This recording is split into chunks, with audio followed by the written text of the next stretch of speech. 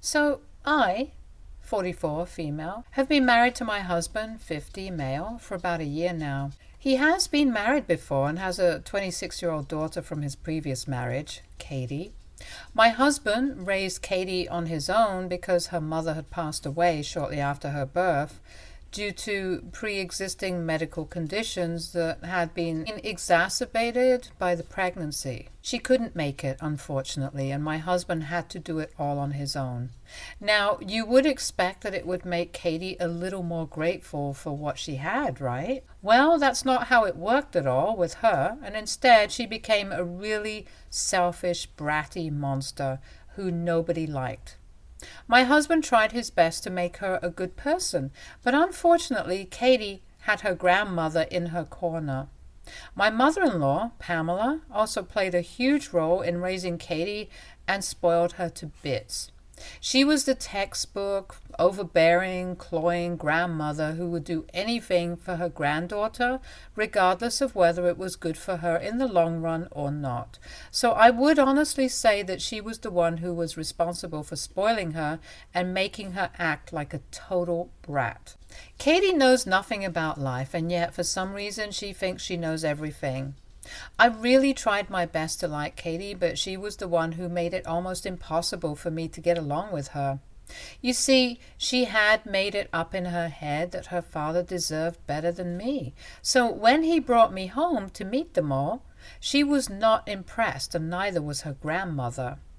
That was almost 3 years ago, and since then, nothing has changed. Sure enough, they could never say anything to my face, but I knew they didn't like me. It doesn't take a genius to figure that out because they pretty much gave it all away with their behavior around me. Lucky for me, I don't really care about whether people like me or not.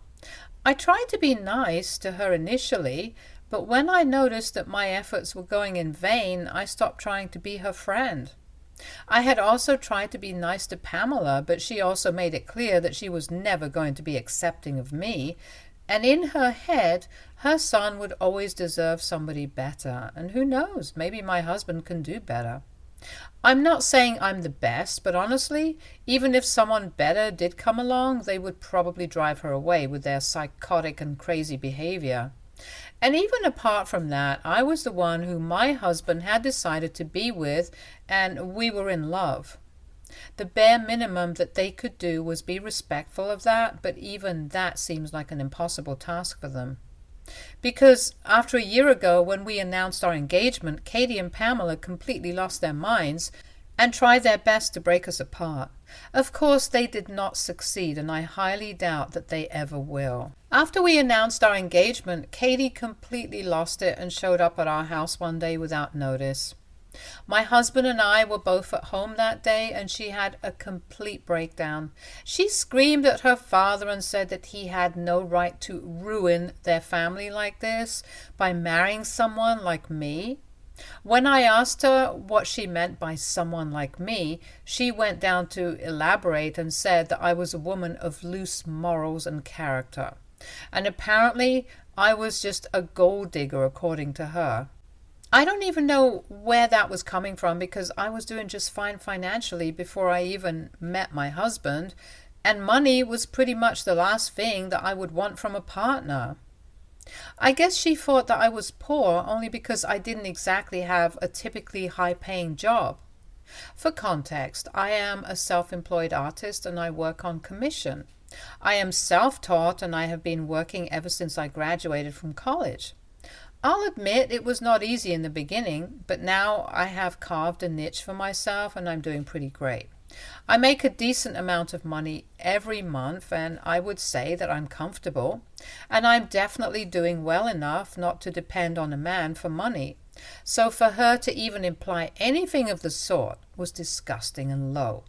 And I made it very clear to my husband that I could not remain in touch with him anymore. My husband also agreed that Katie had taken it way too far that day, and disliking me was one thing, but implying that I was a gold digger and that I used to hook up with men so that my lifestyle could be taken care of was a horrible thing to say about me. He decided to cut her off that day and also went low contact with Pamela. I would have demanded that he go no contact with her as well, but unfortunately Pamela is kind of old, and I couldn't in good conscience tell him to cut ties with his elderly mother. So about a week after our engagement, my husband and I stopped speaking to Katie. He would still continue to visit his mother, but after that point, it was only he who would visit her, and I wouldn't see her because I wanted nothing to do with them. They had already made it very obvious to me that they didn't want me around, so I was just doing my part and staying away from them. Neither of them had been invited to the wedding because we were already not on speaking terms with Katie, and Pamela had said that she would not want to attend the wedding if her granddaughter wasn't invited. So that settled things, and neither of them attended the wedding. I was okay with it. My husband seemed upset for a little while, but then he seemed to get over it. That was almost a year ago, and about 2 months after our wedding, we heard from a couple of people that apparently Katie had gotten married in secret just a couple of months before we got married. She and her boyfriend from college got hitched in secret and announced it after our wedding. Of course, we had not been invited to the ceremony either, and it was just them and a couple of their close friends who were present there. My husband took it really hard because that was his only daughter who got married without him. She had not even tried to reach out to him, and that's what broke his heart. I felt really bad for him as well, because had I been in his place, I probably would have felt the same way. After the news broke, he even reached out to her to congratulate her, but she never responded to that message. He told me that he was happy for her because he knew that the guy that she married would keep her happy. We would only get to know about her and what she was up to from other people. Apparently, they had bought a house together and were quite happy.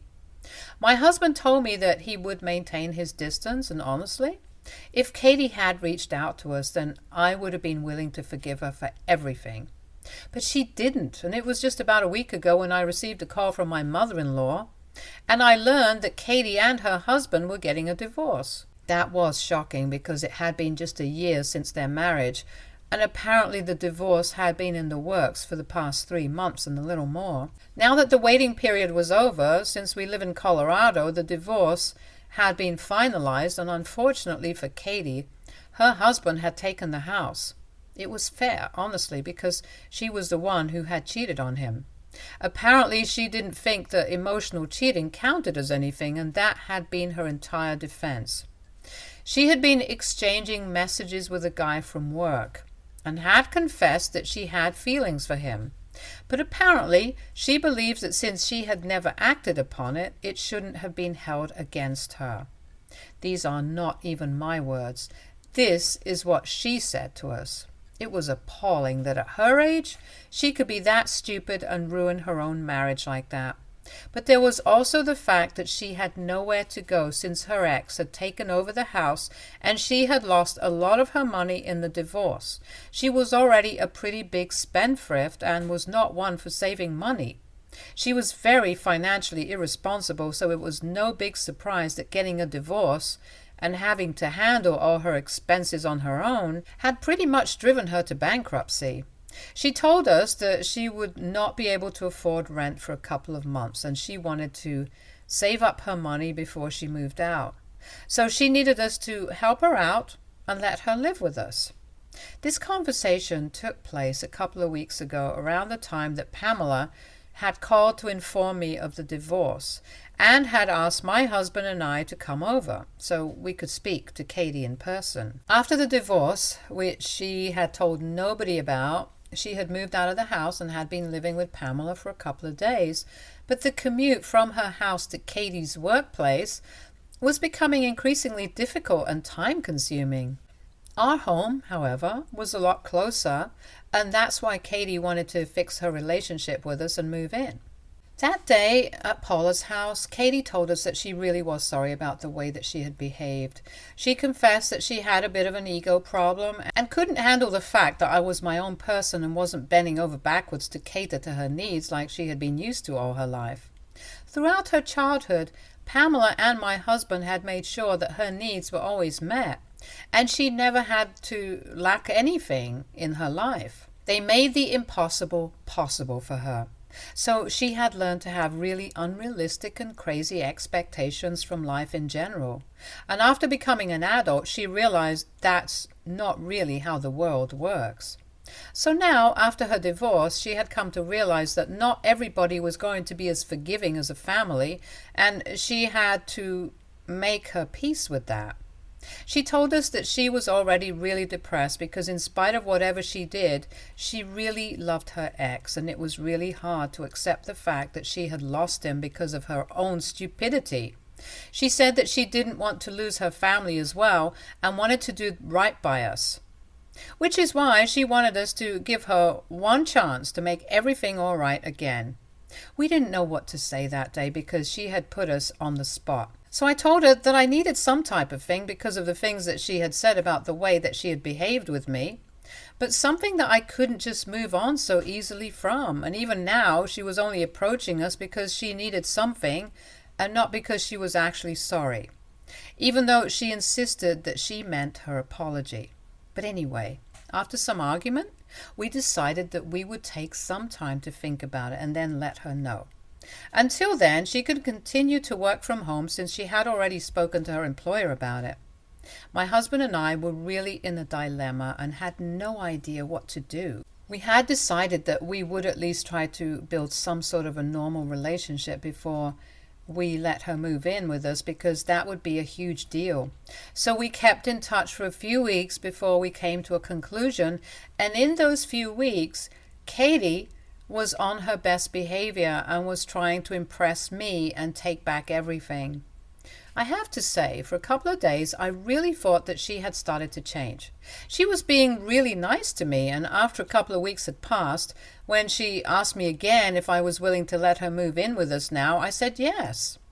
I had already discussed it with my husband, and he was open to the idea anyway. He was just waiting for me to come around. So when I finally did come around, Katie was thrilled, and she even called me up to let me know that I would not regret this. And the next day, she showed up with all her bags and stuff. My husband and I had both taken a day off to welcome her and make sure that everything is all right. But before she had even set foot inside the house, she brought out a few documents and said that we needed to sign the paperwork before she moved in. We were really confused because we didn't think that any legal paperwork was required for an informal arrangement. When we went through the papers, my husband and I realized that she wanted a 50% claim on our property that we had purchased with our own money. This house that we were living in, my husband and I had bought when we first moved in together, and that was almost 2 years ago. Katie had nothing to do with that, and she had absolutely no contribution towards it. So I couldn't even imagine why she would think that we would simply agree to this. When I returned those papers to her and asked her what she meant by this, she told me very casually that she had her lawyer draw up a little something for her because she just wanted to make sure that she couldn't be kicked out of this house like she had been kicked out of her ex-husband's house. I was speechless when she said that, and my husband took over the conversation and told her that this wouldn't be necessary because this was not going to be a permanent arrangement anyway. So there was no need for her to involve legal paperwork in this. In fact, she herself claimed that this was not going to be a permanent thing and she just needed a few. She just needed to trust us. But Katie, like the true blue idiot that she is, decided to say the worst thing possible. She told my husband that she trusted him implicitly, but she wasn't very sure about me, and that was really the reason why she had believed that it was necessary for her to get this in writing. And she told us very firmly that she wouldn't be setting foot in our house unless we signed the documents. I was stunned, and before my husband could say anything, I decided that I would put an end to this. I told Katie as sweetly as I could that since she didn't trust me enough to live with me, she could find someplace else to live. Better yet, she could just go back to Pamela and live with her like she had been all these past few weeks. There was no need for her to stay with us. She was right about not being able to trust me. After my little speech, I slammed the door shut in her face. I expected my husband to say something about it, but even he didn't seem to care because he knew that Katie had crossed the line with me and it was simply unacceptable. So we went back into the living room while Katie shouted at us from the outside and cried about how I was being unfair to her. But I didn't care about any of it because I was seething, and it took all that I had to not go out and smack some sense into her. After screaming at us for a little while, she left, and it was just me and my husband again. We didn't expect anything to happen that day, but we knew that there would be repercussions to this. We had expected Pamela to be really upset about this, and she was, which she let us know the very next day. She called up my husband and screamed at him for about an hour about how the two of us had insulted Katie and said that we needed to apologize to her and take her back. My husband argued with his mother for about an hour before he finally gave up trying and cut the call himself. He told me that he had blocked both of them, so there was no way that they could contact us again, but they found ways. They decided that they were going to make their relatives contact us instead. Now, my husband is not exactly close with his family because they are really weird and dramatic. He just doesn't mix well with them. But for some reason, all of them believed that it was their place to come and talk to him about what had happened with Katie. Everyone's been texting us and saying that I overreacted and that I owe Katie a huge apology. To them, she's just a child who has been a little paranoid, and reasonably so, since she just got kicked out of her house by her ex-husband and can't bring herself to trust people easily again. Apparently, everyone thinks that we need to be more accommodating of her and her feelings instead of vilifying her for it. First of all, I don't even know how people are calling her a child because she is literally 26. I don't think that qualifies as a child in any way, shape, or form whatsoever, but sure, she is the victim here. And more importantly, I think everyone's conveniently forgetting the fact that she had been kicked out of the house because she had been cheating on her husband. Now, I don't know about other people, but to me, that sounds like a pretty fair reason to get kicked out. Things have been really difficult to deal with because everyone is hounding us. Me especially. AITA for kicking my stepdaughter out because she wanted to have 50% ownership of our house. Update 1. Hi, first of all, thank you so much for commenting on my original post and letting me know how much I am not a TA. I already knew that, but honestly, the way that my husband's family has been behaving would put anyone in a tizzy over it. Anyway, now that's clear, my husband and I decided to block everybody who had been texting us. It was a difficult process because there were a lot of people who he had to remove from our lists, and people could refer to it as a mass blocking process of sorts. But yes, to sum it up, we have gotten rid of anyone and everyone who was trying to make us look like the villain just for standing up for ourselves. We can safely assume that Pamela and Katie are probably furious right now, but unfortunately, they have no way of contacting us, so we will never know for sure.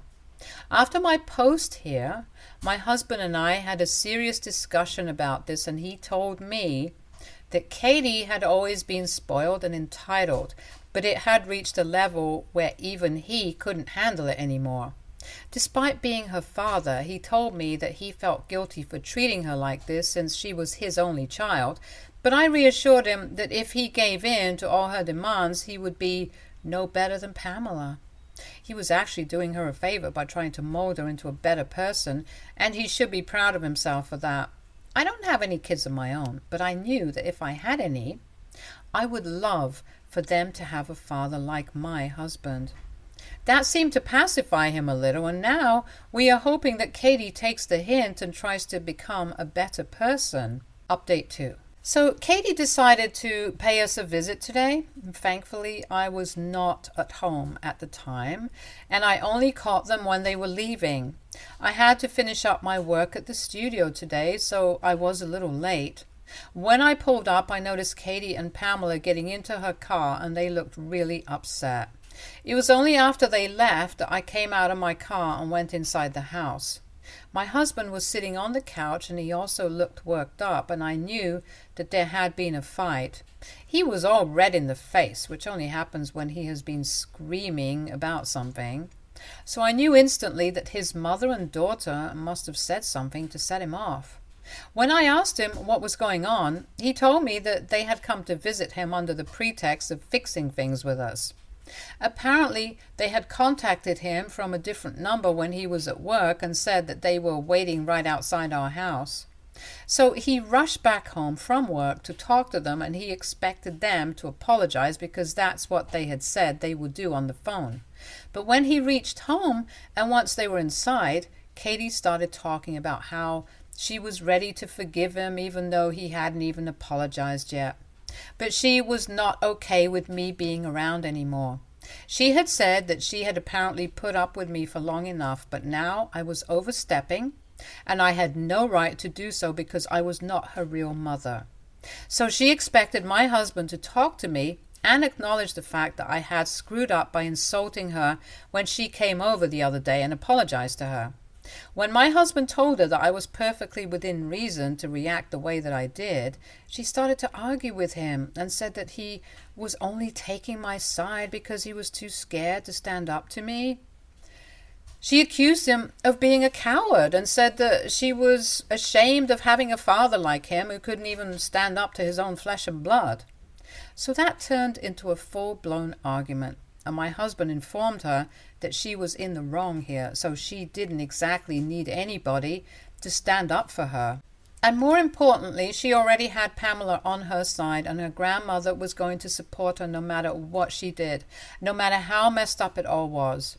So my husband also ended up saying that he was more ashamed than she was of having a horrible daughter like her.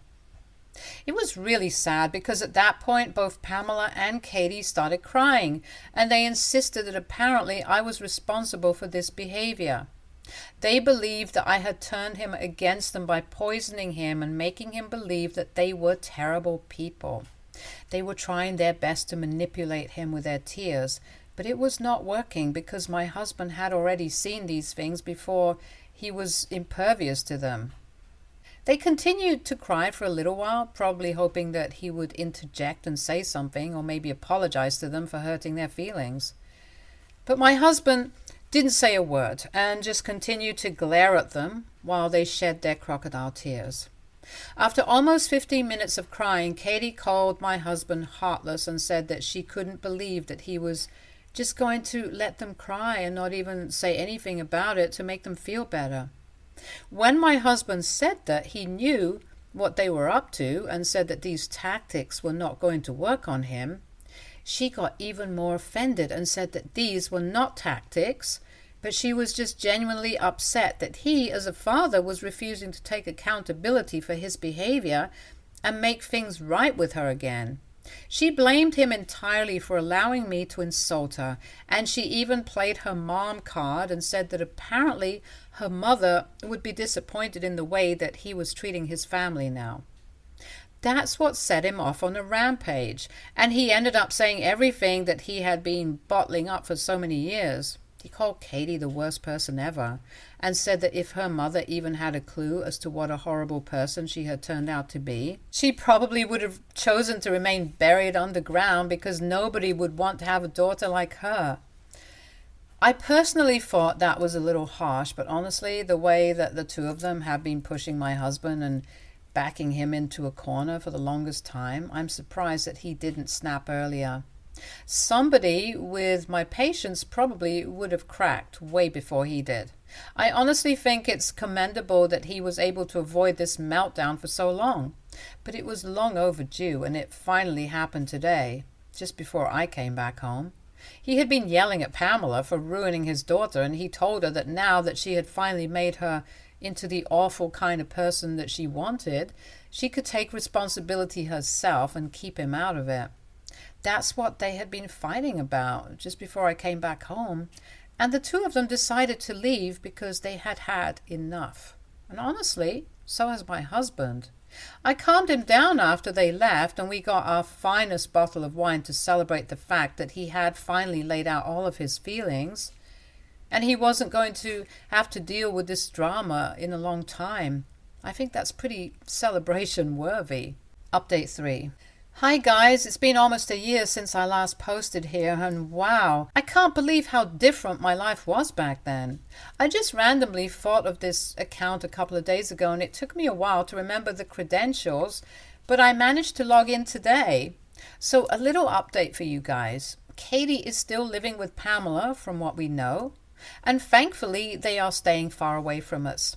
They did not try to contact us after that huge blow up with my husband, and I am honestly very grateful for that. My husband and I had a pretty uneventful couple of months after that, but then we decided to adopt a dog.